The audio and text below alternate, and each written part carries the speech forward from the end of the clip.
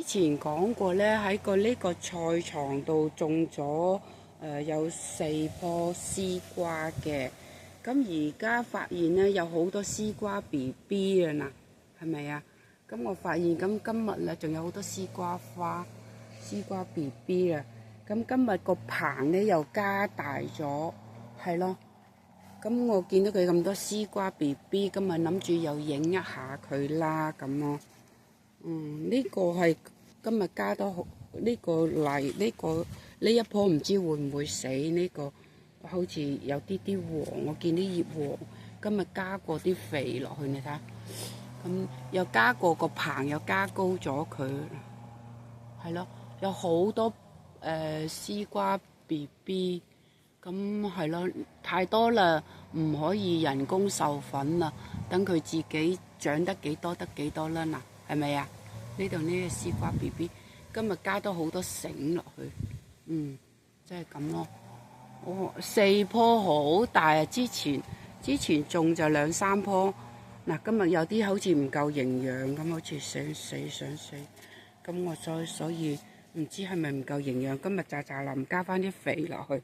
加翻呢啲腐葉土，嗰啲腐葉土都未夠，所以即係未夠時候啊！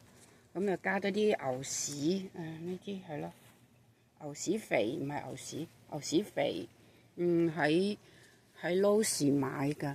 咁嗱，你睇下呢啲，好多，哎呀，係咯，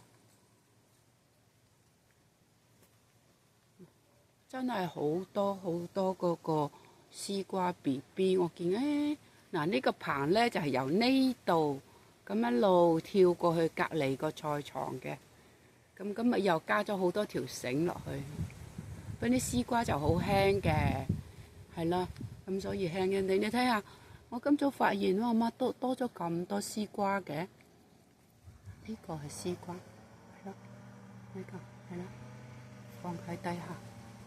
唔知成唔成功啦，因為太多冇得授粉噶啦。嗱，你睇下呢度，冇得幫佢授粉噶啦，等佢自己授得幾多得幾多啦，冇計啦，太多啦，係咯，哎呀，係啦，嗱呢度又有，我放佢落嚟，等佢第日新如果授粉成功啊，等佢自己。係咯，係咯，唔知佢成唔成功，是但啦。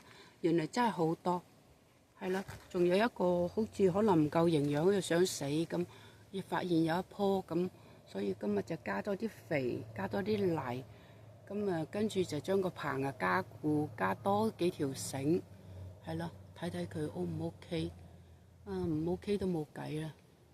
今次係種咗係。真係4棵咁個菜床，4棵咁個菜床，應該係2尺半乘8尺，2尺半乘8尺，種咗4棵，可能真係會多得滯，是但啦，咁咯。總之咧，做農夫，喺自己個後花園度種農夫，其實係一種陶冶性情嘅。亦都係屬於一種鍛鍊，因為如果長期喺室內，可能唔夠陽光咯，咁所以就做下呢啲細藝嘢，變咗係咯，係可以吸收維他命 D 啊，係啦。